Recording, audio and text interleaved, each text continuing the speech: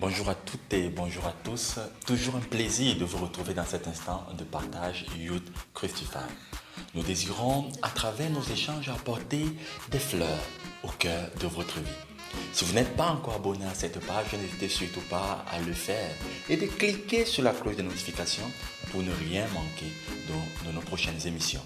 Un sage disait, c'est vrai que la vie est un choix, mais la vie est bien au-delà des simples choix que nous faisons au quotidien parce que la vie est vie et elle vaut la peine d'être vécue. Il y a des moments dans la vie où demander à quelqu'un de choisir n'est pas du tout correct de notre part, car cela relève pure et simplement de l'expression de notre égoïsme. Parce que là, en ce moment, on ne se soucie pas de ce que peut ressentir l'autre au fond de lui-même. Il est question pour nous ici dans un partage de pouvoir nous amener à comprendre que tout dans la vie n'est pas que blanc ou noir, droite ou gauche. Déjà, à tout instant, il faudrait faire un choix et laisser l'autre. Et pourtant, on pourrait tout simplement nous demander, lorsque je demande à l'autre de choisir, est-ce que ce que je suis en train de faire en ce moment est correct?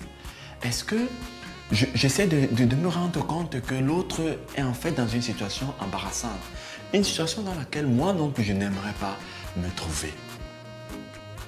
En réalité, lorsque quelqu'un nous dit ce qu'il pense, quand bien même c'est contraire à notre propre point de vue, ne signifie pas que cette personne-là est contre nous. Ou alors, lorsque nous faisons quelque chose qui n'est pas bien, et qu'un ami ou un prochain en privé nous fait ressentir que vraiment tel choix ou tel autre que nous avons eu à faire n'était pas du tout la manière adéquate de faire cela, ne signifie pas que cette personne est contre nous ou même que cette personne est en train de supporter notre adversaire. Nous devons apprendre par moments à ne pas tout ramener à nous-mêmes et à pouvoir regarder la vérité qui nous est présentée en face et d'analyser, de voir dans quelle mesure est-ce qu'il n'y a pas peut-être moyen de faire autrement. Lorsque une personne prend la peine de te dire ou bien de te faire la remarque ceci ou cela, cela signifie simplement que cette personne a souci de toi et n'aimerait surtout pas que tu puisses faire des choix ou commettre un acte qui plus tard tu pourras regretter amèrement. Et pourra peut-être dire, personne ne t'avait rien dit et pourtant l'ami fidèle était là, tout près de toi. Si faire un choix t'amène à être irresponsable, eh bien tu devrais sérieusement t'interroger sur les motifs, sur les motivations de ce choix. Car bien que la vie soit un choix, la vie est surtout responsabilité. C'est cet appel que nous adresse le Christ dans l'évangile que je vous propose aujourd'hui. Les Juifs viennent à lui, viennent auprès de Jésus et lui demandent, est-il permis de payer l'impôt à César?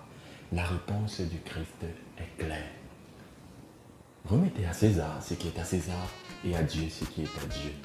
Il ne s'agit pas d'un choix qui privilégie l'un au dépens de l'autre, c'est un choix responsable. Ta vie de foi ne doit surtout pas t'amener à manquer à tes devoirs en tant que citoyen. Ta vie de foi ne doit surtout pas t'amener à manquer à tes devoirs familiaux et vice-versa. Ta vie d'entrepreneur, ta vie, je ne sais pas trop, de star, ta vie dans la société de chaque jour ne doit pas être un frein, un obstacle à l'expression de ta foi. S'il y a comme un obstacle entre les deux, ça veut dire que l'un n'était ni utile aux autres.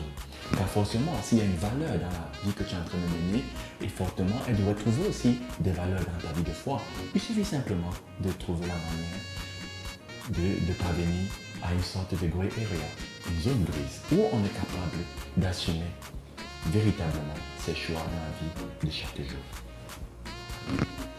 Et les deux petites choses que nous pourrons simplement souligner, c'est ceci. Chaque choix, ou bien plutôt tout choix n'est pas toujours exclusion. Il y a des choix qui doivent nous amener à inclure, à trouver un moyen de trouver ce grey area, cette zone grise où on peut incorporer chaque élément et nous amener à être plus responsables en ce monde. Au lieu de chercher constamment à opposer, à mettre des personnes dans des carcans, dans des blocs à séparer, trouvons de temps en temps le moyen de mettre ensemble et arrêtons de trouver des excuses. Parce que je suis ci, parce que je suis ça, alors je ne peux pas faire ça ou ça. Non. en tant qu'être humain, nous ne sommes pas divisés, nous sommes unifiés. Et en tant qu'unité, nous devons aussi trouver le moyen d'être en communion, d'être en union avec la société, le monde dans lequel nous vivons. Bien sûr, en restant fidèles à des principes, à des valeurs de vie.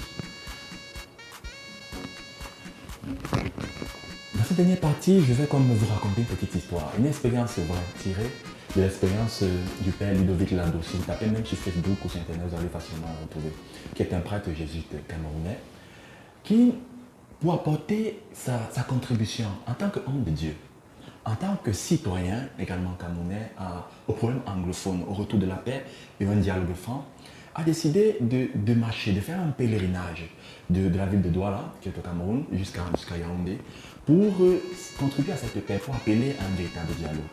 Ce qui s'est passé au cours de cette marche, qui a été interrompue malheureusement, peut nous servir d'exemple dans ce partage-là.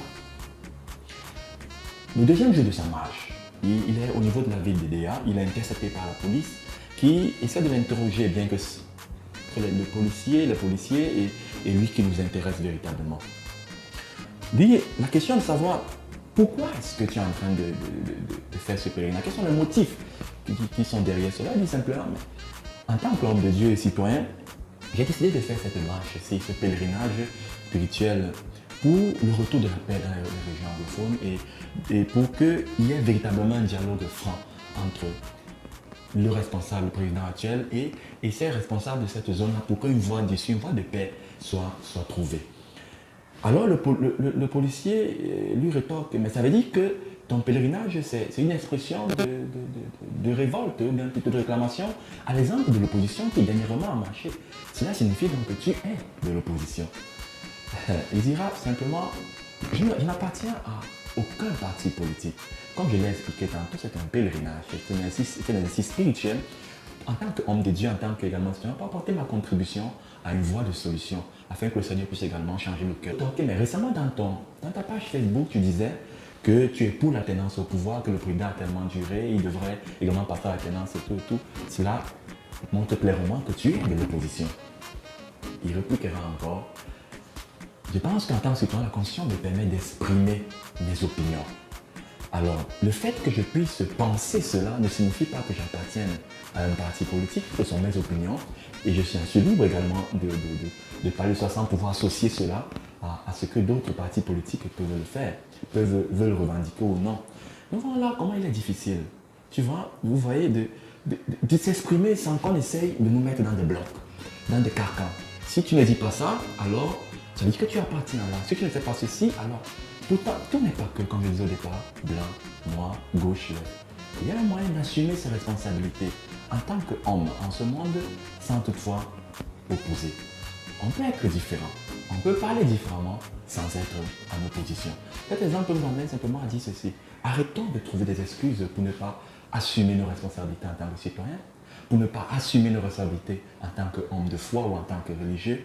Soyons simplement responsables. Osons trouver ces voies d'issue. Osons faire le choix de la vérité. Osons faire le choix de la vie. Car la vie, il y a des moments où un choix radical s'impose. Il y a également des moments où il n'est pas nécessaire de faire un choix. Il y a des moments où il faut trouver le moyen, en tant que responsable, de trouver le moyen de réconcilier et de trouver la voie la plus excellente, la plus intégrée et non plus. Chaque choix doit nous amener à être un peu plus responsable. Tout en espérant que vous avez appris quelque chose de nouveau dans ce partage, nous nous retrouvons une prochaine fois. Et surtout, n'oubliez pas de vous abonner, de cliquer la cloche de notification et de partager. À une très prochaine fois.